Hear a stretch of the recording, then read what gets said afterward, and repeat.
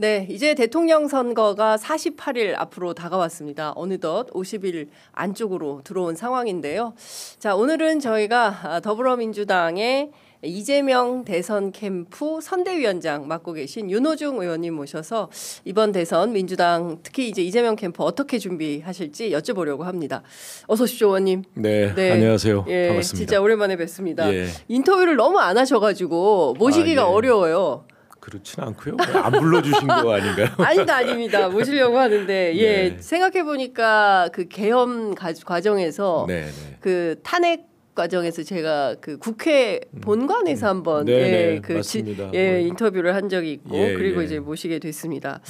그 선대위원장 제일 높은 자리 맡으셨습니다. 네. 뭐 그렇게 됐습니다.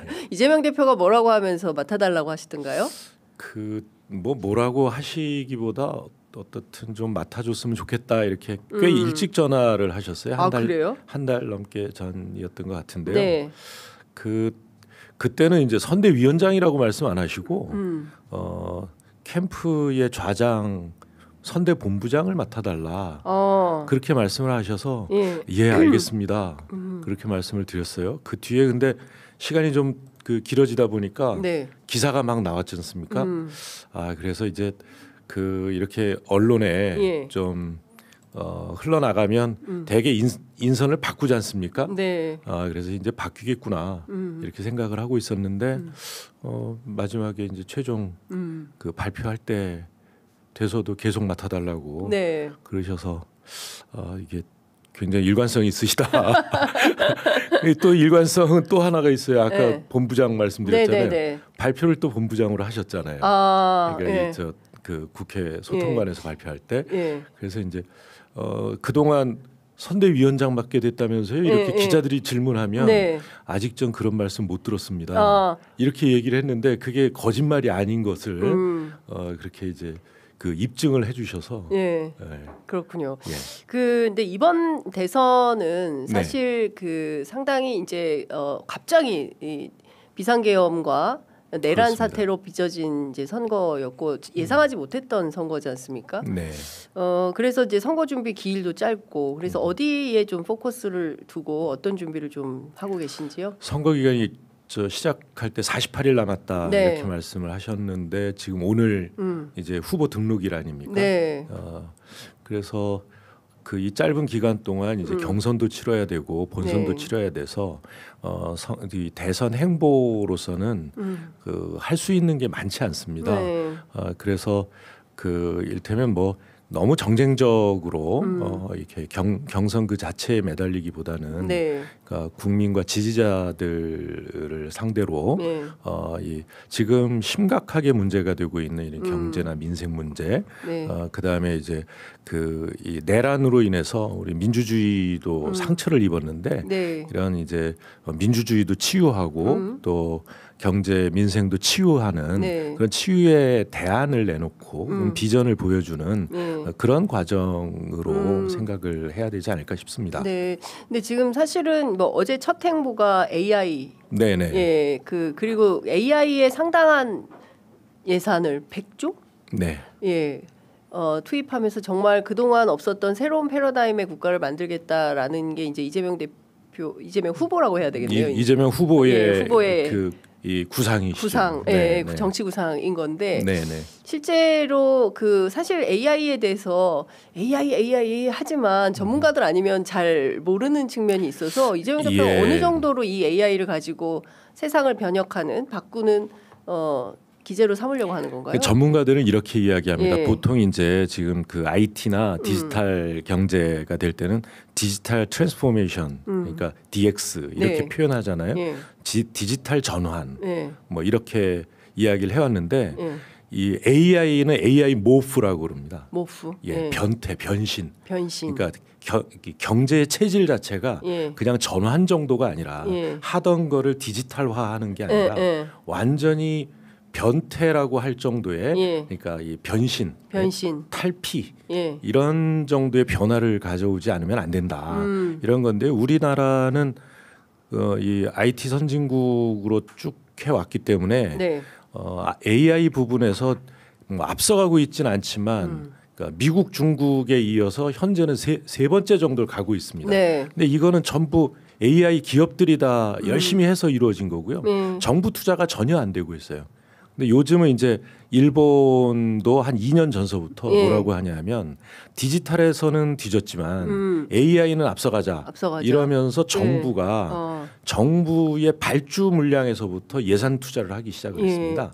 그러니까 정부의 행정 시스템이나 이런 걸 AI화하는 그런 투자를 하는 거죠. 그래서 실제로 이제 AI 기업들에 대한 지원뿐만 아니라 정부의 수요가 또 있기 때문에 그러니까 정부 업무를 AI화하는 그런 수요에서 앞서가는 소비자 역할을 하자라고 하는 거고요. 대한민국이 미국, 중국을 앞설 수 있다 우리가 이렇게 가면라고 확신하는 게 이유는 뭐냐면 그 우리나라는 어느 나라보다도 굉장히 까다롭고 그다음에 적극적인 소비자를 갖고 있거든요. 맞아요. 5천만 국민입니다. 이런 국민이면 5천만이 아니라 수억 그 인구의 효과를 냅니다. 그래서 이재명 후보가 가지고 있는 구상은 바로 이는 우리 국민이 가지고 있는 역량을 하나로 묶고 거기에 디지털 AI 기업들과 호응하게 만들면 어떤 이 나라보다도 더 빠르게 이 AI를 발전시킬 수 있다. 그거로 일테면 이 K 이니셔티브를 이야기하고 있지 않습니까? K 이니셔티브로 세계를 주도하는 이 산업의 하나로 만들 수 있다. 이렇게 그렇군요. 구상을 가지고 계시고 그걸 지금 이제 내놓고 있는 겁니다. 그러니까 지난 대선에서는 이제 기본소득 이걸 이제 주요 가치 노선으로 삼았다면 이번에는 뭐 AI 혁명이라고 해야 됩니까? AI 변태, 변신 뭐 이런 거라고 잡아야 됩니까? 좋은 말 표현을 좀 찾아봐야 될 것 같아요. 들리지는 않네요. 그러니까요. 변태라는 말이 좋은 말은 아니어가지고 변신, 뭐 혁명이 더 좋을 수 있겠습니다. 그러니까 아까 뭐 박지원 의원님께서는 AI 대통령 이재명 뭐 이렇게 AI 브랜드를 대통령 되라 이렇게 말씀하시는데 뭐 그것도 좋습니다. 왜냐하면 이게 AI 분야가 따로 요만큼 있는 게 아니라 모든 경제 영역에 AI가 미치는 영향이 커질 것이기 때문에요. 그렇군요. 그 일단은 이번 대선은 압도적으로 조사를 보더라도 압도적으로 이재명 후보가 앞서고 있기 때문에 이건 뭐 하나마나한 선거가 될 거다라는 전망도 있어요. 분석도 있고. 그런 전망이 가장 큰 적입니다. 그렇습니까? 그러니까 마지막까지 겸손하게. 왜냐하면 지금 이 대선은 저희가 만든 대선이 아니지 않습니까? 국민께서 만들어주신 대통령 선거고요. 그러니까 국민들께서 정말 그 장갑차 계엄군을 막아서 비상계엄 내란을 종식시켜 주신 것이고 그런 결과 지금 이 대선을 치르고 있기 때문에 국민들께 최대한 이 새로운 대한민국 정말 진짜 대한민국을 만들어 드리겠다는 그런 겸손한 자세로 마지막까지 임해야 된다고 생각합니다. 그렇군요. 이런 거는 어떻게 봐야 됩니까? 일단 이제 당내 경선이 있을 거고요. 그리고 당내 경선을 거쳐서 이제 대선 본선을 하게 될 텐데 지금 한덕수 변수가 굉장히 초미의 관심사가 되고 있습니다. 뭐 한덕수 총리가 출마 결심을 하고 나오면 중도 표심이 흔들린다. 뭐 이렇게 보는 시각도 있던데 선대위원장께서는 어떻게 보십니까?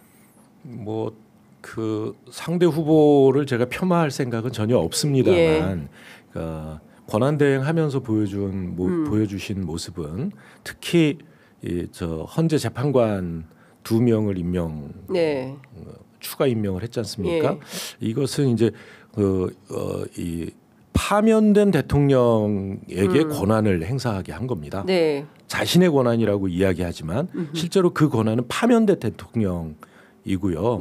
그 다음에 또 그 파면된 대통령과 가까운 사람들을 지금 임명을 했거든요. 그렇기 때문에 내란에 동조하고 있다라고밖에 볼 수 없고 이거는 뭐 원하는 대로 흘러가지 않을 거다. 예. 우리 국민들이 뭐 하루 이틀만 보면 금방 깨달으실 겁니다. 네. 아, 이 사람들이 지금 알박기 하고 있구나. 알박기? 예, 헌재에도 재판관 알박기 하려고 그랬고, 예. 그 다음에 이제 그 당에는 예. 이 쌍권총을 내세워 가지고 또 친윤 후보를 만들려고 하고 있지 않습니까? 내란 동조자를 국힘의 후보로 만들려고 하고 있는데 이 나중에 이제 국민의힘 이 인기가 떨어지면 이 제3지대에 있는 후보한테 먹힐 수도 있잖아요. 네. 그러니까 제3지대에다가도 지금 이제 한덕수를 알박기 하는 거죠. 아, 제3지대 내란 알박기 세력을. 예. 제3지대에 한덕수 알박기. 네, 한덕수 알박기 해서 뭐 결국 누가 되더라도 내란 세력의 후계자를 만들려는 이런 음모인데 이거 우리 국민들이 이걸 모릅니까? 보이죠. 하루만 지나도 금방 합니다. 출마한다 못한다라는 여러 갑론을박이 있던데 위원장님께서는 어떻게 보세요? 출마한다 못한다 어떻게 보세요? 뭐 자기가 알아서 할 소관이죠. 하거나 말거나 하거나 말거나 뭐 이런 건가요? 네. 그러면 기본적으로 그러니까 내란 세력이 그러니까 이 내란을 극복하고 이루어지는 이 대선에서 이 당선될 일은 절대 없을 것이다. 그렇게 믿습니다.